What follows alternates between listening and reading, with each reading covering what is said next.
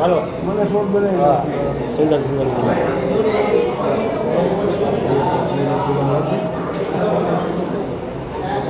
આયા જોજો બધાય હાલો માજીયા લાઈટ ફેરવતો બોલ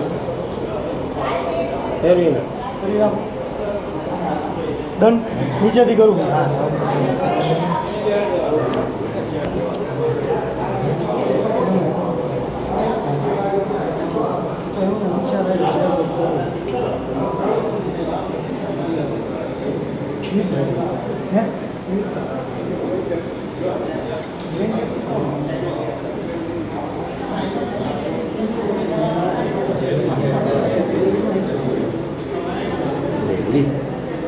हेलो भाई गुरु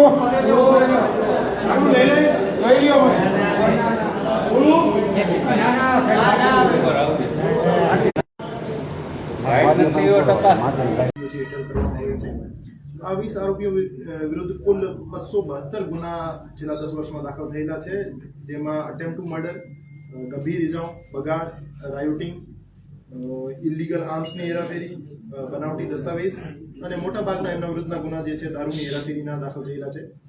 આ 20 આરોપીઓ પૈકી 10 આરોપી ફિલહાલ રાજકોટ શહેર ક્રાઇમ બ્રાન્ચના સગંજામાં છે. 6 આરોપી વેરિયસ ક્રાઇમ્સના કામે અલગ અલગ જેલ હવાલે છે. એમનો કબજો મેળવીને તપાસ કરવામાં આવશે અને 4 આરોપી જે છે પકડવાના બાકી છે. એને પકડવા માટે રાજકોટ શહેર ક્રાઇમ બ્રાન્ચની ટીમો લાગેલી છે.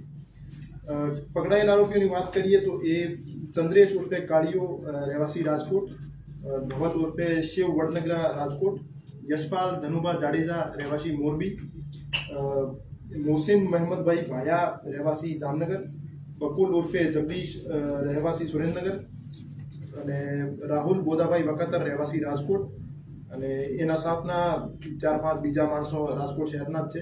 અને જે આરોપી જેલ હવાલે છે એમની વાત કરીએ તો ફિરોઝ ઉર્ફે ફિરિયો આસમભાઈ મેણું જે સિન્ડિકેટ ચલાવતો હતો એ હાલ બીજા દારૂના ગુનામાં રાજકોટ શહેરમાં જેલ હવાલે છે. બીજો આરોપી ધવલ રસિકભાઈ સાવલિયા જે છે એ જયપુર સબ જેલમાં છે અને ઇમરાન ઉર્ફે બોબડો કાલવા એ પણ જેલમાં છે, ભાવનગરનો રહેવાસી છે. પ્રશાંત ઉર્ફે પાસો કિશોરભાઈ પરમાર જેલ હવાલે છે અને હર્ષદ ઉર્ફે મહાજન માણેકલાલ માંડલિયા એ પણ જેલ હવાલે છે. અને છેલ્લા 1 વર્ષમાં રાજકોટ શહેરમાં 9 ગેંગ વિરુદ્ધ જીસીટીઓસીની કાર્યવાહી કરવામાં આવેલ છે, જેમાં કુલ 113 આરોપી જેલ હવાલે કરવામાં આવેલ છે. જે રીતે મેં બતાવ્યું એ જે આરોપી હતો ફિરોઝ ઉર્ફે ફિરિયો આસમભાઈ મેણું એ રાજકોટ શહેરમાં અને રાજકોટ ગ્રામ્ય સહિતના આજુબાજુના જિલ્લાના વિસ્તારમાં પોતાના શાગીર રાખતો હતો.